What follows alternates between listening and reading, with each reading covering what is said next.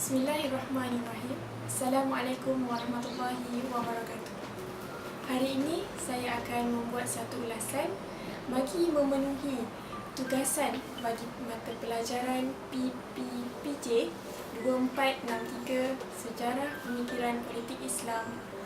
Ia adalah salah satu mata pelajaran di Jabatan Pengajian Arab dan Tamadun Islam, Fakulti Pengajian Islam UKM. Ulasan jurnal yang saya ingin bincangkan hari ini adalah bertajuk The Culture of Election and Democracy in the Taxonomy of Islamic Political Literature in Relation to the Democratic Revolution in the Middle East and North Africa.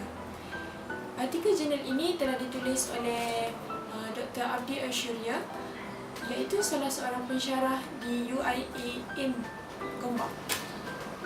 Artikel jurnal ini secara menyeluruhnya membincangkan tentang proses pilihan raya dan keserasian demokrasi dengan norma Islam dalam taksonomi sastra politik Islam berhubung dengan revolusi demokratik dalam Timur Tengah dan Afrika Utara. Teori kajian ini mengaitkan konsep, idea, perspektif seperti pemilihan pemimpin dalam Islam, revolusi demokratik di Timur Tengah dan Afrika Utara, pendekatan kontemporari dalam pemikiran politik Islam, pilihan raya klasik serta konsep bai'ah. Artikel ini telah membahagikan 4 pembincangan, iaitu yang pertama pilihan raya zaman klasik, pilihan raya dan demokrasi dalam Islam, prosedur pilihan raya dan kesah tarafan politik, dan yang akhir sekali adalah budaya dan demokrasi negara Islam semasa revolusi di Timur Tengah dan Afrika Utara. Sebagaimana yang disebut di dalam Al-Quran, iaitu konsep perundingan politik ataupun syura dan ketaatan politik ataupun ta'ah. Namun, kaedah dan proses pilihan raya hanya akan bergantung kepada keadaan semasa dan zaman selain pemerintah negara tersebut. Konsep pemikiran politik Islam dibahagikan kepada 4 oleh penulis, iaitu yang pertama siasat adiniyah atau syariah, iaitu undang-undang ilahi. Yang kedua adalah siasat akliyah atau rasional akal. Yang ketiga siasat madaniyah. Yang keempat adalah bai'ah. Dalam bahagian kedua, iaitu pilihan raya dan demokrasi dalam Islam, ikrar taat setia atau bai'ah adalah satu bentuk yang membenarkan wakil politik sesuatu negara untuk bertindak bagi pihak anda, iaitu sebagai rakyat. Ibn Khaldun pernah mengatakan bahawa kewajipan untuk mengiktiraf dan taatlah kamu kepada khalifah adalah kewajipan undang-undang dan tidak memerlukan rasional akal. Dalam Islam, tujuan pilihan raya haruslah dibenarkan oleh syariah, undang-undang, aspek agama, selain etika yang perlu diambil kira. Menurut Dr. Abdi, pada pandangan Islam, demokrasi tidak memisahkan nilai calon, parti manifesto, nilai-nilai yang termaktub dalam perlembagaan parti tersebut.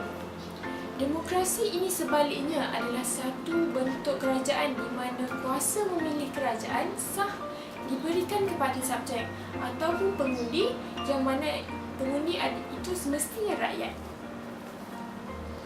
Jason Salam berpendapat bahawa terma seperti pilihan raya dihubungkan dengan jelas kepada norma-norma budaya dan politik barat.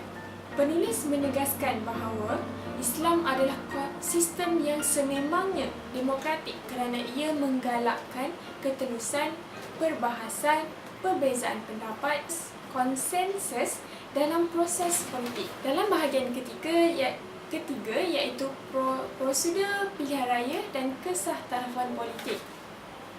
Dalam sistem syura, rakyat diberi hak untuk memilih wakil politik mereka ataupun pemimpin.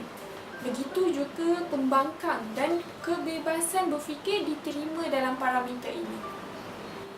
Dr. Abdi telah meletakkan 2 prosedur pilihan raya, iaitu yang pertama adalah pengundian. Pengundian ini adalah meletakkan kepada undi itu adalah rahsia. Yang kedua adalah slogan, janji, manifesto. Kesemua ini adalah harus diingatkan tidak sepatutnya mengelirukan. Ini boleh membawa kepada kesalahfahaman pihak pemilih atau pengundi. Selain itu juga, penulis telah meletakkan beberapa kriteria pemimpin, iaitu di antaranya bakat, sedia menentang rasuah, berfikiran terbuka, ikhlas, berintelek, berpengetahuan, cintakan perpaduan umat Islam, adil, bukan penganut Kristian dan berpotensi. Kriteria ini penting dalam menjadikan pemimpin yang dipilih itu dapat melaksanakan tugas mereka dengan adil dan saksama tanpa mengetepikan kepentingan sesetengah individu. Bahagian yang terakhir adalah iaitu budaya dan demokrasi negara Islam.